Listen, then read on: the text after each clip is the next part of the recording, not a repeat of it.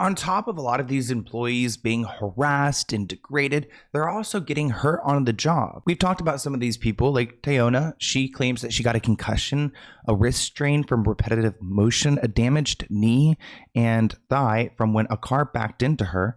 Albert Blakes, who started working at the factory in 2019, said that in a legal complaint that he had racial discrimination accompanied by an injured hand because of the physically demanding work. Moses, a former employee who we've spoken about, said that the cars came down the line so quickly that the workers didn't always clean up the tools and the debris.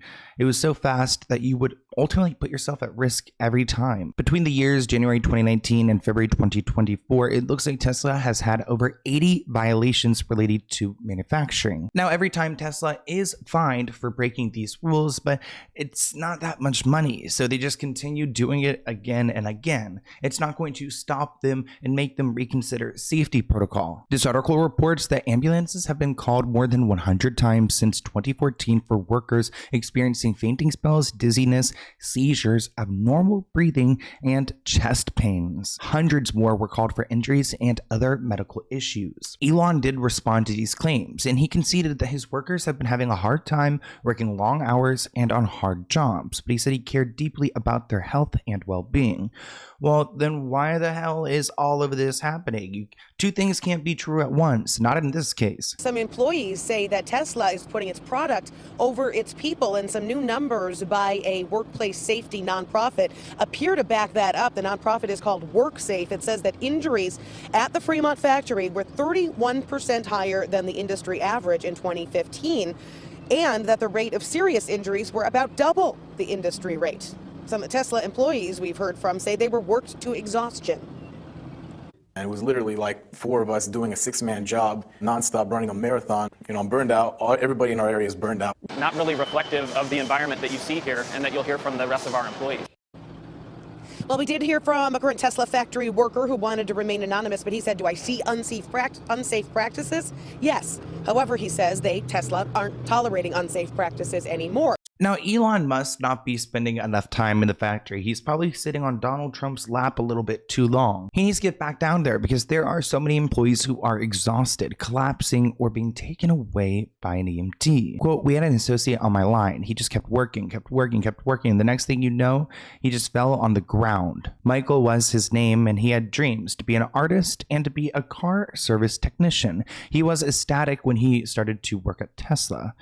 He fell, and now he has 2 herniated discs in his neck. He is on disability leave from work and can no longer grip a pencil without pain. He recently lost the strength in his right arm, and the situation was scaring him, saying, I want to use my arm when I'm retired. Other employees described repetitive stress injuries that are linked to working long hours. Before the company reduced the average time of a workday in October 2016, workers said they routinely worked 12-hour shifts 6 days a week. That makes me so sad for Michael. Tesla responded saying, yeah, he hurt himself while trying to install a wheel. But at the same time, now this man's life is pretty much taken away. A production worker said that he went from making $22 an hour to $10 an hour because he injured his back twice while working at Tesla.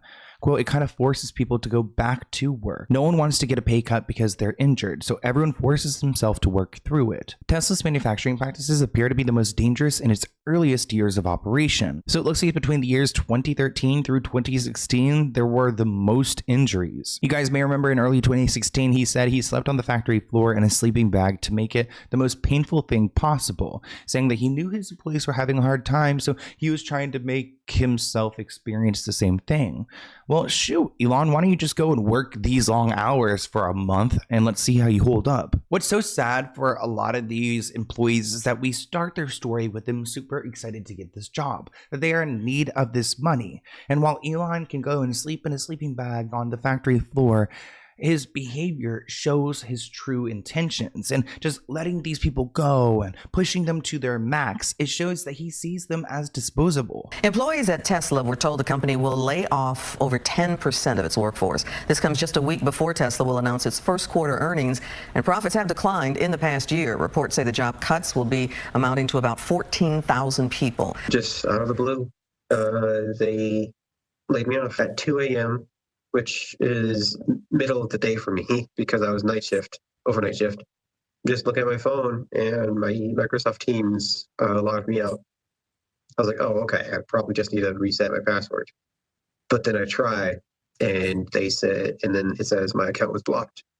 And I had like a straight up panic attack. Your livelihood is constantly at risk. And I found a few different headlines I want to share with you guys that just paint a picture of what Tesla and SpaceX are really like. Here's a headline: Tesla workers report explosions, concussions, and grisly robot injuries at their Texas factory. Another: Tesla's ultra hardcore work culture as told by its employees. Ex-Tesla employee reveals shocking details on worker conditions. Elon Musk's ultra hardcore work environment is revealed to have led to long hours, unsafe working conditions, and harassment for employees. Tesla broke U.S. labor law by silencing workers. No surprise. This one is from January 2023. Tesla workers afraid of denouncing the worsening of working conditions. Tesla home checks on workers on sick leave defended by boss in Germany. Wait, what? So it looks like if workers are on sick leave, that Tesla will go and check in on them to make sure they're actually sick? What? Tesla sued over warehouse employees overworked quotas and overtime. Tesla worker dies at Texas factory as feds investigate the working conditions. That happened in August 2024. Rest in peace. At SpaceX, workers' injuries soar and Elon Musk's rush to Mars. Looks like a news organization reported at least 600 unreported workplace injuries, which, wait, what? Unreported? Which include crushed limbs, amputations, electrocutions, which that really scares me, head and eye wounds, and one death. Another investigation reveals sleep deprivation, drug use amid hard-working conditions at SpaceX. And of course, a former SpaceX employee files a labor law complaint against the company. Now that we've talked about two of his biggest companies, let's talk about Twitter.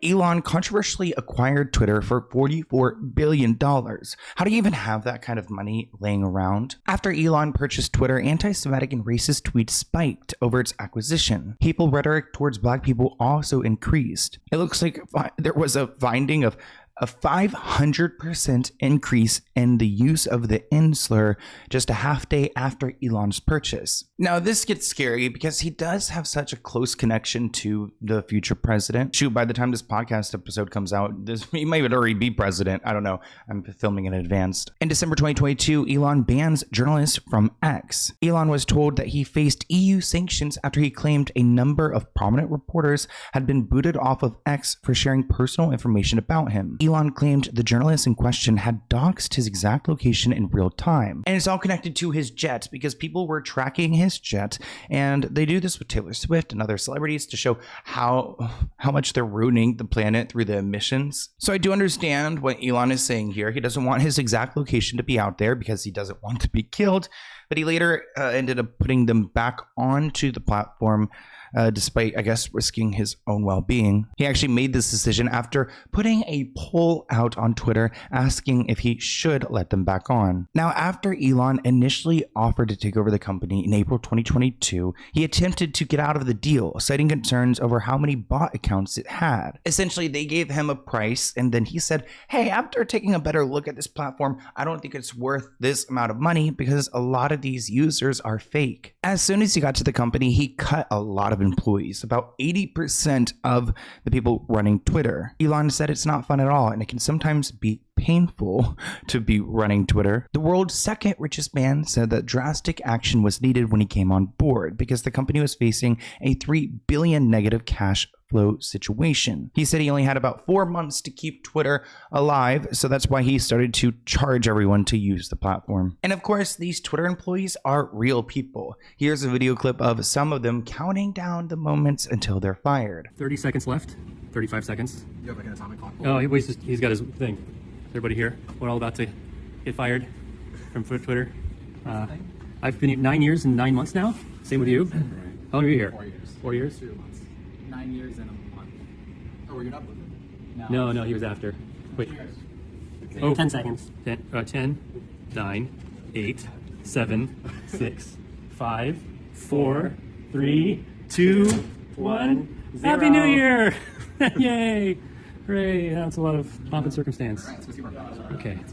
Yeah, let's try the badges. Now, typically when you leave a career, you're given a severance package so that you can have some money while you try to find your next gig. Well, Elon actually was taken to court by these Twitter employees, and he beat a $500 million lawsuit that they're trying to file against him. U.S. Judge Trina in San Francisco ruled on Tuesday that the Federal Employee Retirement Income Security Act governing benefit plans did not cover these former employees. Of course, it's pretty sad that someone who has $44 billion to purchase the company couldn't cash over another $500 million just to put some ease into these people's lives. I mean, it's not like they're all super rich like he is. According to a complaint, the Twitter employee said that their 2019 severance plan called for employees who stayed on after the buyout to receive 2 to 6 months of pay. Now, on the plaintiff's side, there was Courtney, who oversaw Twitter's compensation and benefits, and Ronald, who was an operations manager, said instead of offering these employees a severance package, they just got 1 month of pay with no benefits. Now, the judge claims this act did not protect these employees because Twitter has the right to review case by case. So essentially, they were screwed. It is the number one news source, I think, in the world at this point. What percentage of your staff did you fire at Twitter? One of the great business stories of the year. I think we're about 20% of the original size. So 80% left. Yes. So I mean, a lot of people voluntarily. Sure. But it's 80% are gone from the day you took over. That's correct. Yes. So how do you run the company with only 20% of the staff? It turns out you don't need that many people to run Twitter. But 80%? That's a lot. Yes. If you're not trying to run some sort of glorified activist organization and you don't care that much about censorship, then you can really let go of a lot of people, it turns out. Thank you for watching this clip from the Let's Get Into It podcast. To view the full episode, visit the link listed below.